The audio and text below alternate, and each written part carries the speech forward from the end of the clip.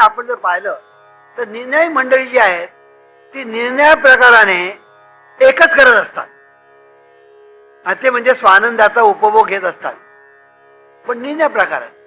आणि हे निर्णय प्रकाराने करत असताना त्यांना ते निर्णय प्रकार यांच्याद्वारे आनंदाचा उपभोग घेण्यासाठी म्हणजे विषयांच्या द्वारे उपभोग घेण्यासाठी त्यांना पैसे खर्च करावे लागतात. पैशाशिवाय हे मिळत नाही, म्हणून ही माणसं पैसे मिळवण्यासाठी धडपड करतात. लक्षात आलं की नाही? पैसे आता पुष्कळ माणसं अशी आहेत की पैसा पैसा पैसा पैसा धडपड धडपड पैशाची करत असतात. आयुष्यावर पैशाची पैसाच मिळवणं हे त्यांचं काम. उपभोग कोण घेतात? दुसरे. कळलं की नाही? बायको म्हणा, मुलं म्हणा, भाऊ म्हणा, बहीण म्हणा आणि त्यांची नातेवाईक म्हणा, हे उपभोग घेतात. हा आपला बैलासारखा राबतो. पैसा पैसा पैसा पैसा करत बैलासारखा राबतो. उपभोग दुसरेच घेतात. कळलं की नाही? आणि ती जी मुलं जी असतात त्यांना आयता पैसा हातात आल्यामुळे त्यांना तो पैसा म्हणजे त्याचं काही महत्वच कळत नाही, त्यामुळे ती मुलं व्यागाबॉन्ड होतात. शेवटी फलित काय? पैसा पैसा करून फलित काय मिळवलं? तर शेवटी मुलं व्यागाबॉन्ड झाली. ह्याची प्रकृती बिघडली आणि मिळवलेला सगळा पैसा पुन्हा गेला अमेरिकेला. का तर इथे ट्रीटमेंट चांगली नाही, मी मिळवले सगळे पैसे तिकडे खर्च. पैसा पैसा आपण मग पैशाने सगळं मिळतं म्हणून पैशाच्या मागे लागतो आणि पैशाच्या मागे इतका लागतो की आनंदाचा उपभोग घ्यायला त्याला वेळच मिळत नाही, अशी त्याची अवस्था होती. सांगायचा मुद्दा असा की ह्या सगळ्या गोष्टी पैशाच्या द्वारे मिळतात म्हणून माणसं पैसे मिळवण्याचा प्रयत्न करतात.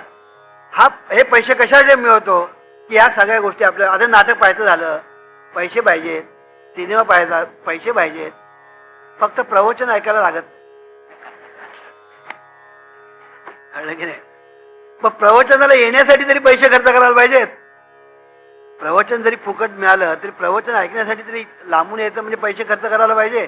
तेव्हा सांगायचा मुद्दा असा की सगळ्या गोष्टी शेवटी पैशामुळे मिळत असतात म्हणून माणसं पैशाच्या पाठीमागे धावतात आणि पैशाच्या पाठीमागे सगळेच धावतात.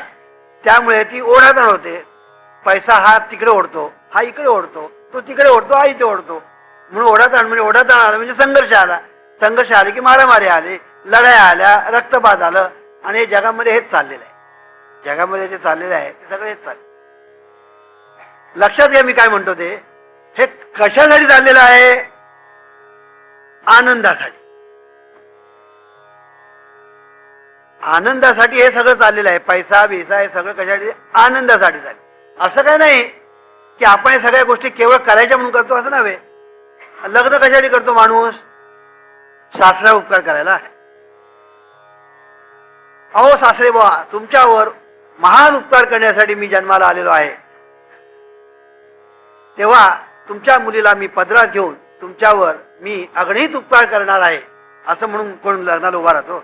आता त्याची घमेंट अशी असते ती गोष्ट वेगळी. तर मुलगा एकदा लग्नाला उभा राहिला की मग बोलणी कसली म्हणजे मोठी अगदी आहे. म्हणजे आता युद्धाची बोलणी तशी ही बोलणी. काय एक एक शब्द आम्ही लोक त्याच्यातच हुशार. कळलं की नाही? बोलणी किती देणार, किती ते बोला आणि हा घेणार किती. कळलं की नाही? तो देणार आणि हा घेणार. आणि कशासाठी? सासरा उपकार करायला. मग हा सांगतो तुम्ही कमीत कमी 5 गोष्टी तरी आम्हाला जर दिल्या तर बरं होईल. तर माझा मुलगा इंजिनियर आहे, एवढा त्याला शिकवलेला आहे, एकुलता एक मुलगा आहे.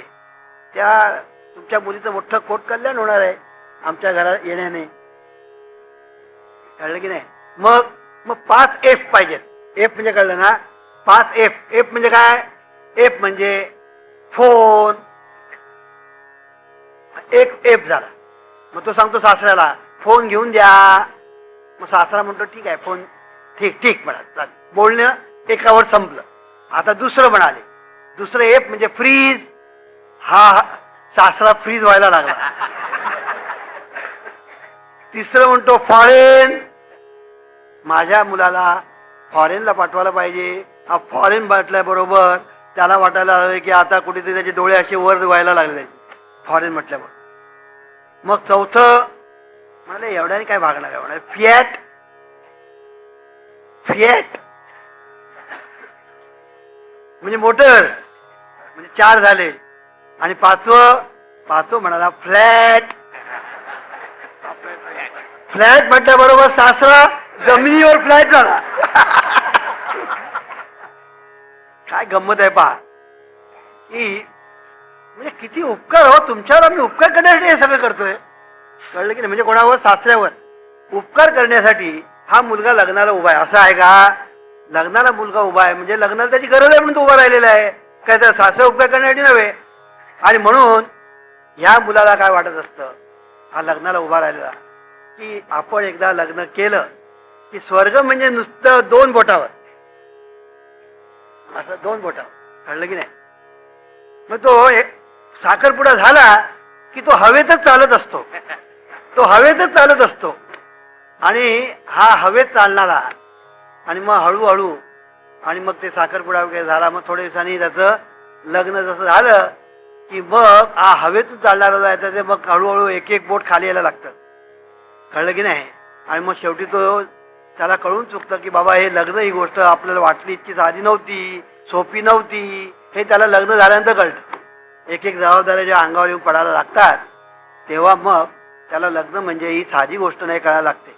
सांगायचा मुद्दा असा आनंदासाठी हे करतो तो काही कोणा उपकार करण्यासाठी करत नाही. त्या मुलीवर उपकार करत नाही त्या सासऱ्यावर उपकार करत नाही किंवा बापावर उपकार तो करतो स्वतःसाठी. कशासाठी आनंदासाठी तो करत असतो. आणि म्हणून सांगायचा मुद्दा असा की सगळं माणसं जी करत असतात ती आनंदासाठी करत असतात आनंद मिळावा म्हणून करत असतात. पण हा आनंद ते कशाच्या तरी आधाराने मिळवत असतात. आणि तो आधार तो ज्याला ते मिळतो त्याला आपण विषयानंद म्हणतो. म्हणून विषयांच्या आधाराने मिळतो जो आनंद तो विषय आनंद. पण स्वानंद जो आहे तो विषयांच्या आधारानेच भोगला पाहिजे असं नाही. म्हणून आमच्या ऋषी मुनीने संतांनी आपल्याला युक्ती सांगितली. ते म्हणाले आनंद आहे ना हा विषयांच्या द्वारे भोगला पाहिजे चूक. तुम्हाला हा आनंद आपल्या आहे त्याच ठिकाणी तुम्हाला भोगता येईल. फक्त त्याच्यासाठी तुम्हाला युक्ती समजली पाहिजे तर तुम्हाला आपल्या ठिकाणी असणारा आनंद तुम्हाला उपभोगता येईल. नाहीतर हा चाललेला हा जो प्रकार आहे हा तुमचा आयुष्यभर असाच चालणार. मग किती वेळा जन्म यावे किती व्हावे फजी असं होणार. म्हणून हा आनंद वास्तविक आपल्याच ठिकाणी आहे. वस्तुस्थिती अशी आहे की हा आनंद आपल्याच ठिकाणी आहे. आपण जे आहोत ते त्या आनंदातच आहोत. इतकंच नव्हे तर आपला जन्म आनंदात आपलं वास्तव्य आनंदात आणि आपण ज्याला मरतो त्यावेळेस आपण आनंदातच मरतो. पण हे काही आपल्याला ठाऊक नसतं. आपल्याला असं वाटतं की आनंद नावाची गोष्ट जी आहे ही कुठेतरी दूर आहे आणि ती कशाच्या जवळ प्राप्त करून घेतली पाहिजे असंच आपला एक समज असतो. आणि म्हणून मी एक नेहमी दृष्टांत देतो हा प्रकार काय आहे की वास्तविक आपण सहज असतो ना ते सहज आनंदातच असतो. आपण ज्याला सहज असतो हा शब्द अंडरलाईन करायचा.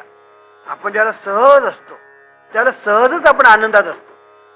पण आपण ज्याला मग आनंद मिळण्यासाठी आपण धडपड करतो तेव्हाच वास्तविक दुःखाला सुरुवात होते. मी आता एक उदाहरण देतो म्हणजे कळेल. आता आपण सगळी मंडळी आपल्याला एक माहिती आहे की मनुष्य रिकामा असला ना तर उगीच हालचाल करतो काहीतरी करतो. आपल्याकडे एक म्हण आहे पण ते आता मी म्हणत नाही.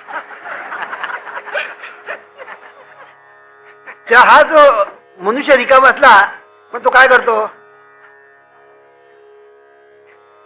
अशी काही लोक उगीच खाजवण्याची सवय असते. बरं हा खाजवतो तो खाजवतो पण नख तरी कापशील. पण नख कापण्याची बात नाही कारण नख वाढलेली लक्ष कुठे जायला ह्याचं लक्ष इतर ठिकाणी लक्ष नख वाढलेली आणि हा खाजवतो रक्त आलं त्याच्यामध्ये पू झाला आणि शेवटी हा डॉक्टरकडे गेला आणि डॉक्टरकडे गेल्यानंतर आणि मग डॉक्टरनी काय केलं त्याची ती जखम जी आहे ती व्यवस्थित चांगली धुतली, तो पू बी सगळा काढला, जखम अगदी बरी झाल्याबरोबर तो काय बघा बघा म्हणाले, काय आमचं डॉक्टर, काय आमचं डॉक्टर, बघा कशी जखम अगदी पूर्वी अंग होतं तसं म्हणाले आता झालं. अरे पण खाजवण्यापूर्वी पूर्वी अंग तसंच होतं, तेव्हा तुला आनंद झाला का? खाजवण्यापूर्वी तुझं अंग तसंच होतं, जे आता डॉक्टरनी बरं केल्यानंतर जे अंग ते खाजवण्यापूर्वी तसंच होतं. खाजून तू खरूच काढलीस, रक्त झालं, पू आला, डॉक्टर गेला, त्यांनी बरं केलं, आणि बरं केलं काय डॉक्टर हुशार हो, माझं बरं झालं. अरे पण पूर्वीच तू बरा होता त्याची वाट काय? तसं आपली अवस्था आहे, तो खाजवणारा मनुष्य आणि आपण ह्याच्यात काही फरक नाही. कळलं की आपण काय करतो आहोत त्या अवस्थेमध्ये आपण आनंदात असतो, अगदी आनंदात असतो. पण चला आता सिनेमाला जाऊया, आता आनंद मिळण्यासाठी सिनेमाला निघाला. लक्षात घ्या बरं का, तर सिनेमा कशासाठी? आनंदासाठी. हा निघाला आनंदात, गेला तिकडे, गेला काय तर तिकडे ही रांग लागली तिकिटासाठी. हा त्या रांगेमध्ये उभा, वर ऊन सारखं, आणि हा त्या उन्हामध्ये त्या रांगेमध्ये उभा राहिलेला आहे, घाम सारखा काढतो आहे, खिशातले पैसे खर्च करता शेवटी हा यायला आणि तिकीट संपलं. अरे राम राम राम राम म्हणाले, काय आमचं नशीबच फुटकं झालं. शेवटी मग आता ह्याच्याकडे जातो त्याच्याकडे, ब्लॅक ब्लॅक ब्लॅक ब्लॅक, तर ब्लॅकचीच सवय. Black black black black black black म्हणजे काय? ब्लॅक म्हणजे असं की तिकीट आम्हाला जरा ब्लॅक म्हणजे 10 रुपये जास्त देतो काय, खाज ती खाज आणि सिनेमा पाहण्याची खाज. कळलं की नाही? तर खाज सुटली असल्यामुळे ती बरी झाली पाहिजे, मग 10 रुपये जास्त झाले, मग तू 10 रुपये खर्च कर, आणि मग एकदा आता सिनेमा पाहिला बरं वाटत. अरे पूर्वीच बरा होताच ना तू, सिनेमा पाहण्यापूर्वी तू बराच होता, सिनेमा पाहिल्यानंतर बरं कसलं आणि काय वेगळं आलं काय, फॉरेन आणलंस तू ते बरं वाटणं. पण गंमत अशी आहे की आपण बरं आपल्या ठिकाणी बरवे पण असतात, आपण आनंदामध्ये असतोच, पण तो आनंद आपल्याला उपभोगता येत नाही. त्यामुळे विशेष काहीतरी केल्याशिवाय आपण आनंदाचा उपभोग घेतला असं आपल्याला वाटत नाही. म्हणून तो जे काही भानगडी करतो ना, ती भानगडी म्हणजे संसार. संसार म्हणजेच हे, संसार म्हणजे काय? खाजवणं म्हणजे संसार, बाकी काय नाही. संसार संसारचा साधा अर्थ सांगतो, आतापर्यंत सांगितलंच नाही. कळलं की नाही? संसार हा, आणि हा संसार जो आपल्या पाठीमागे लागलेला आहे, तो का लागलेला आहे की आपण खरजुडे म्हणून आपल्याला जर या संसारातून जर सुटका करून घ्यायची असेल तर त्याच्यासाठी पहिली गोष्ट आपण लक्षामध्ये घेतली पाहिजे ती ही की आपण जे आहोत तेच आनंदात आहोत. आपलं जे स्वरूप आहे ते आनंद स्वरूपच आहे त्या अवस्थेत आपण आनंदात आहोत. फक्त त्या आनंदाची आपल्याला जाणीव ज्याला आपण म्हणतो, त्या स्वानंदाची जाणीव आपल्याला होत नाही, त्यामुळे स्वानंदाचा उपभोग आपल्याला मिळत नाही. एवढी अडचण झालेली आहे, बाई काय नाही. आता तुम्ही गाढ झोपेमध्ये काय करता हो? गाढ झोपेमध्ये तुम्ही आनंदात असता. तुम्ही लक्षात घ्या, तुम्ही ज्याला गाढ झोपता तर गाढ झोपेमध्ये तुम्ही आनंदात असता. किती आनंदात असता की झोपेतून तुम्हाला जर कोणी उठवलं ना तर एक मुस्कुरात मारा. मूर्खा, अक्कल नाही तुला, मला उठवतो झोपेतून. म्हणजे तुम्हाला सांगितलं की बाबा तुला 10,000 रुपये देतो, पण 1 महिना झोपायचं नाही, कबूल करेल तो? म्हणे भाऊ तुम्ही 10,000 नको आणि काय नको, मला झोप पहिली, कारण झोप नाही 10 वेळा होईल. तेव्हा लक्षात ठेवा की झोप नावाची गोष्ट जी आहे त्या झोपेत तुम्ही काय करता हो? मला सांगा, झोपेत काय करता तुम्ही? काही करत नाही, अक्षरशः तुम्ही काही करत नाही, असे मेल्यासारखे पडलेले असता. कळलं की नाही? आणि घोरत असता.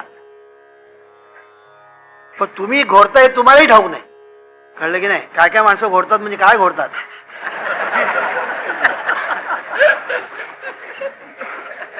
भयंकर हो. तुम्हाला माहित आहे इंग्लंडमध्ये असा एक मनुष्य, म्हणजे लग्न झालं त्यांचं आणि ह्या पुरुषाला घोरण्याची सवय. तो एवढा मोठा घोरायचा की बायकोला झोपच लागायची नाही. शेवटी बायकोने घटस्फोटासाठी अर्ज केला. मला म्हणाला हा नको, हा मला का तर मला झोप मिळत नाही, हा नवरा मला नको. घटस्फोट. कळलं की नाही? तर आमच्याकडले लोक बरे आहेत, बायका बरे आहेत. नाहीतर घोरता द्या घटस्फोट असं म्हणत नाही. आपण जे घोरतो ना ते घोरणे आपलं कर्म नसतं, तर आपण ते काही जाणीवपूर्वक करत नसतो. आपण घोरतोय आपल्या माहिती पण नाही, कळलं की नाही. ते झोपेमध्ये आपण अक्षरशः काहीही करत नाही. लक्षात घ्या, काहीही करत नाही, काहीही जाणत नाही. झोपेमध्ये तुम्ही काय जाणता? गाढ झोपेमध्ये तुम्ही काही जाणत नाही आणि तुम्ही काही करत नाही. लक्षात, दोन्ही गोष्टी तुम्ही करत नाही, करत नाही, जाणत नाही आणि भोगत पण नाही. भोगता तुम्ही भोगण्यासाठी जाणीव पाहिजे. जाणतच नाही तर भोगणार कुठून? म्हणून करत नाही, जाणत नाही आणि भोगत पण नाही. आणि तरी सुद्धा झोपून उठल्यानंतर तुम्ही काय म्हणता? नाऊ आय एम फ्रेश, मी आता ताजा तवाना झालेलो आहे, गाढ झोप लागली, काय बरं वाटलं, कसे 6 तास गेले कळलं पण नाही. आता हे आपण जे सगळं म्हणतो म्हणजे काय? आपल्याला बरं वाटतं, आनंद वाटतो, फ्रेश वाटतं. आणि कशासाठी आणि कशामुळे? काही केलं नाही, काही भोगलं नाही, काही जाणलं. लक्षात घ्या, म्हणजे केवळ आपण ज्या वेळेला असणे या अवस्थेमध्ये होतो त्यावेळेला तुम्हाला आनंद, त्या ठिकाणी तुम्ही आनंदाची लयलूटच करत होता, पण तिकडे तुम्हाला कळत नाही की आपण आनंद लुटतो म्हणून. तिकडे तुम्हाला कळत नाही आपण आनंद लुटतो म्हणून. गाढ झोपेची व्यवस्था त्या निसर्गानेच केल्या म्हणून बरं आहे, नाही तर मोठी पंचायत होती. पण निसर्ग देवतेने आपल्यावर मोठे उपकार केलेले आहेत. ते असे की गाढ झोपेची व्यवस्था निसर्गाने करूनच ठेवलेली, की तुम्हाला गाढ झोप लागावी ही व्यवस्था केली. ते सांगायचा मुद्दा असा की ही व्यवस्था कशाने केलेली आहे निसर्ग देवतेने? एका गोष्टीसाठी केली की तुम्हाला कळावं किंवा आनंद स्वरूप हे कसं आहे, आनंद तुम्ही कसे आहात, आनंद स्वरूप हे तुमचं तुमच्या ठिकाणी कसं आहे हे तुम्हाला कळावं. याच्यासाठी निसर्ग देवतेने झोप नावाची गोष्ट तुमच्यासाठी निर्माण केलेली आहे. झोपेमध्ये जसे आपण आनंदात असतो, काहीही न करता, काहीही न जाणता आणि काही न भोगता आपण आनंदात असतो, ती अवस्था जर तुम्हाला जागेपणी जर करता आली तर जागेपणी काहीही न करता, काही न जाणता आणि काही न भोगता तुम्हाला आनंदाची लयलूट करता येईल, आनंदाची लयलूट करता येईल. मग ह्याच्यासाठी करायचं काय? करायचं काय सांगू का? काही करायचं नाही, हेच करायचं. काहीही करायचं नाही, हेच करायचं, पण जागेपणी, पण जागेपणी. मग हे कसं करायचं? अहो कसं करायचं म्हणजे तुम्ही संतांना विचारा, संत तुम्हाला सांगतील करायचं काय करायचं. म्हणाले काय? येईल तैसा बोल रामकृष्ण हरी, तुला जसं देवाचं नाव घेता येईल तसं घे, जसं येईल तसं घे. म्हणाले आमच्या मनात विचार आले, येऊ दे, आम्हाला कंटाळा आला तर येऊ दे, जांभई आली तर येऊ दे, पण नाम घे. असं तू जर नाम घेशील तर नाम घेता घेता घेता घेता घेता तुझ्या ठिकाणी हे जे विचार आहे ते विचार पहिले कमी कमी कमी व्हायला लागतात. नामस्मरणाचा पहिला फायदा हा की विचार कमी व्हायला लागतात. विचार कमी व्हायला लागले म्हणजे समजायचं आपली प्रगती झाली नामस्मरणात. नाही तर काही लोक विचारतात, येणारं जाणारं विचारतात, का हो आमची नामस्मरणामध्ये प्रगती झाली, कसं ओळखायचं? सगळ्या लोकांचा हाच प्रश्न, कळलं की नाही? आमची नामस्मरणात प्रगती होते आहे हे आम्हाला कसं कळणार? कसं कळणार ते सांगतो. नामस्मरण करताना मनामध्ये विचार कमी कमी कमी कमी यायला लागले की तुमची प्रगती झाली म्हणून समजायचं, आणि वाढायला लागले की समजायचं तुमची प्रगती झालेली नाही. पण नाम घेता ही सुद्धा प्रगतीच आहे. तुम्ही नाम घेता, नामस्मरण करता ही प्रगतीच आहे. असं काही नाही नामस्मरण कर वाटेल उठावं आणि देवाचं नाव घ्यावं इतकं ते सोपं नाही. वाटेल त्या माणसाने उठावं आणि देवाचं नाव घ्यावं इतकं काही देवाचं नाव सोपं नाही. सोम्या गोम्याने उठावणे करावं म्हणून काय काय विठ्ठल विठ्ठल म्हणतात. विठ्ठल विठ्ठल तू म्हणून दाखव ना,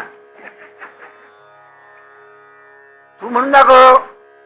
तू जर 20 मिनिटं नामस्मरण करायला बसला ना तर घड्याकडे 20 वेळा बघतोस, आणि हा निदान 20 वेळा बघतो तरी तू काहीच बघत नाही आणि काही करत पण नाही. आणि नुसतं दुसऱ्यांची चेष्टा करतो, विठ्ठल विठ्ठल म्हणतो म्हणून. तेव्हा नामस्मरण करणं ही गोष्ट सामान्य नाही, हे आपण पहिलं लक्षात ठेवायचं. असेल जन्मोजन्मीची पुण्य सामग्री तरी येईल जीवाग्री नामश्री हरीचे, हे आपण लक्षात ठेवायचं.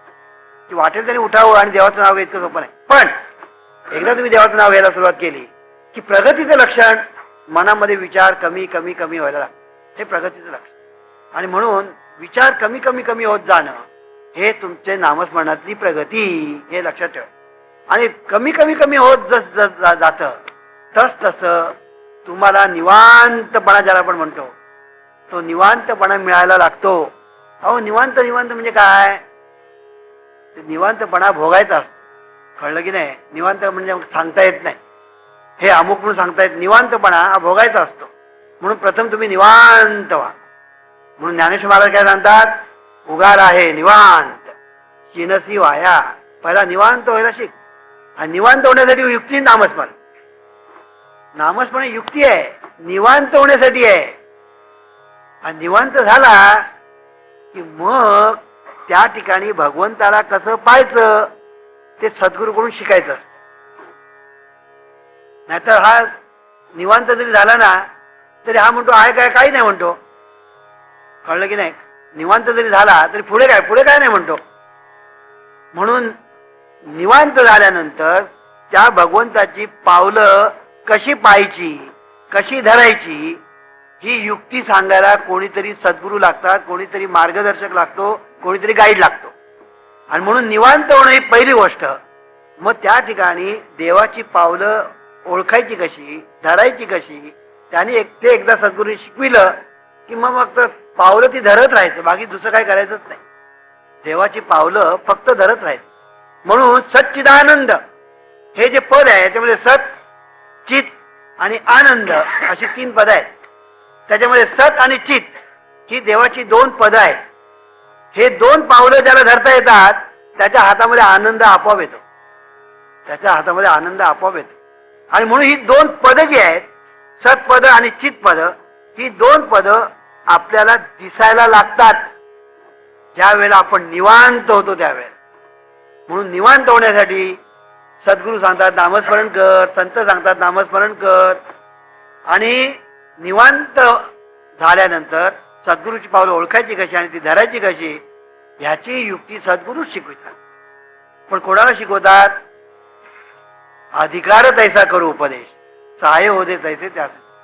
म्हणून प्रथम निवांत होण्याची त्याला युक्ती शिकवतात. म्हणून सुरुवातीला सांगतात येईल तैसा बोल रामकृष्ण, जसं येईल तसं तू देवाचं नाव घे, जसं येईल तसं घे. पण लोकांना काय वाटलं दिस इज फायनल.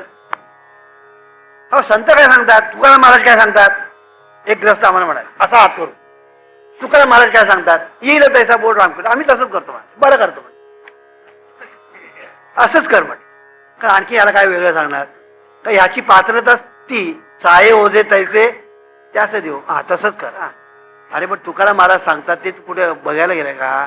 तुकाराम महाराज सांगतात बैसोनी निवांत शुद्ध करी चित्त तया सुखा अंत नाही पा येऊन अंतरी राहील गोपाळ, सायासाचे फळ पैसे. आता चित्त शुद्ध करायचं म्हणजे काय करायचं?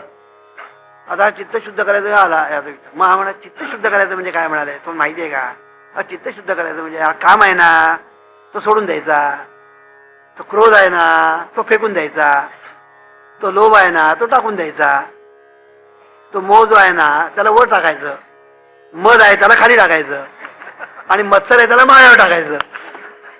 म्हणजे चित्तशुद्धी. आता अशी चित्तशुद्धी करता येते काय? अशी चित्तशुद्धी करताय. म्हणून परमार्थामध्ये लोक आचरटपणा करतात. आचरटपणा. एक ग्रस्त मला भेटले, वामनराव आजपासून आम्ही असं ठरवलेलं आहे की आज 4 वर्ष मी या परमार्थामध्ये आहे, पण अजून काही माझी प्रगती झाली नाही. तर आता मी असं ठरवलेलं आहे की परमार्थ आता व्यवस्थित करायचा. मी म्हटलं आता काय कळलं भाऊ व्यवस्थित? व्यवस्थित करणं म्हणजे असं म्हणाले वामनराव आजपासून मी माझ्या बायकोला बहिणीसारखं मानणार, म्हणजे काम सोडणार, हा त्याचा अर्थ. धन्य आहे बाबा, कोणी तुला शिकवलं? म्हणजे अमक्याने शिकवलं. बाबा त्यांच्याचकडे जा बाबा. कळलं की नाही? तर तू त्यांच्याचकडे जाणं योग्य. सांगायचा मुद्दा असा की हा आचरटपणा ज्याला आपण म्हणतो ना, तो आचरटपणा करणारी मंडळी परमार्थामध्ये फार आहे. वास्तविक संत सांगतात सुखे संसार हा करी वाचे उच्चारावा हरी. संसार सुखाने करा म्हणून संत सांगतात. असोनी संसारी जीवे वेगवेगळे. कुठे सांगितलंय का संतांनी बायकोला बहिणीसारखं मान म्हणून? तेव्हा सांगायचा मुद्दा असा की हा आचरटपणा करणारी जी मंडळी आहे त्यांना सगळीच घाई झालेली असते. देव देव भेटायची घाई. कळलं की नाही? अरे पण देव भेटतो म्हणजे काय? तो भेटतो म्हणजे काय हेच त्याला माहित नाही. अगोदर देव म्हणजे काय याचा त्याला पत्ता नाही. भेटतो म्हणजे काय माहित नाही. भेटतो केव्हा ते माहित नाही. कसा ते माहिती नाही. काही त्याला माहिती नाही. पण ह्याला सगळीच घाई परमार्थ. म्हणून हेस्ट इज वेस्ट अशी इंग्लिशमध्ये म्हण आहे. म्हणून परमार्थामध्ये घाई करू नये. संतांनी तुकाराम माणसं एके ठिकाणी असंच म्हटलेलं आहे की तुका म्हणे येथे न चले तातडी प्राप्त काळ घडी आल्या विना असं म्हटलेलं आहे. तर लक्षात ठेवायचं की परमार्थामध्ये उगीच आचरटपणा करू नये, खुलचटपणा करू नये, बावळटपणा करू नये. ह्या सगळ्या गोष्टी ज्या परमार्थामध्ये शिरलेल्या आहेत ह्याची कारणं अनेक आहेत. त्याच्यामध्ये मुख्य कारण म्हणजे अज्ञान. सगळ्याच गोष्टीबद्दल अज्ञान असतं. देवाचाच पत्ता नाही, देवाबद्दल काही माहिती नाही आणि हा देव शोधायला निघाला. ज्याला विचारतोय त्यालाही माहिती नाही. आता असं आपण जर पुण्याला कधी गेलात किंवा आपण मुंबईमध्ये सुद्धा आणि तुम्ही जर विचारलं एखाद्या माणसाला का हो चिंचपोकळे जाणारा रस्ता कुठे आहे, तो तिकडे म्हणाले. म्हणजे कुठे? दादरच्या बाजूला रस्ता. आता ही बाजू कुठे आली? दादरकडे. हे इथे म्हणाले. हा चालला त्यावर. आज चिंचपोकळी कुठे? दादरच्या बाजूचा हा चालला चिंचपोकळी शोधाल. चिंचपोकळी या बाजूला आणि आता या बाजूला दादरच्या बाजू. तसं या परमार्थामध्ये देव कुठे आहे? देव म्हणाले ना. अहो म्हणाले ते देवळामध्ये ती मूर्ती तू पाहतो ना तोच देव म्हणाले. मग आता ह्या देवाची प्राप्ती करून घ्यायची. मग हा तो समोरच आहे म्हणाले. प्राप्ती करून ते सांगायचा मुद्दा म्हणजे असं की काही परमार्थामध्ये काही लोक सांगतात स्वप्नामध्ये तुम्हाला देव दिसला ना 4 हाताचा आणि तो वरमपुरोहित स्वप्नात जरी म्हणाला तरी म्हणाला तो साक्षात्कार. असे काही सांगणार लोक काय तरी वाटेल ते सांगतात. कारण देव म्हणजे काय हे त्यांना माहित नाही. तेव्हा सांगायचा मुद्दा असा की परमार्थामध्ये हा जो खुलचटपणा शिरलेला आहे याचं कारण अज्ञान हे कारण आहे. म्हणून अज्ञान जाऊन ज्ञान आल्याशिवाय काहीही होणे नाही हे आपण लक्षात ठेवा. ईश्वरा सर्वांना चांगली बुद्धी दे, आरोग्य दे, सर्वांना सुखात आनंदात ऐश्वर्यात ठेव, सर्वांचं भलं कर, कल्याण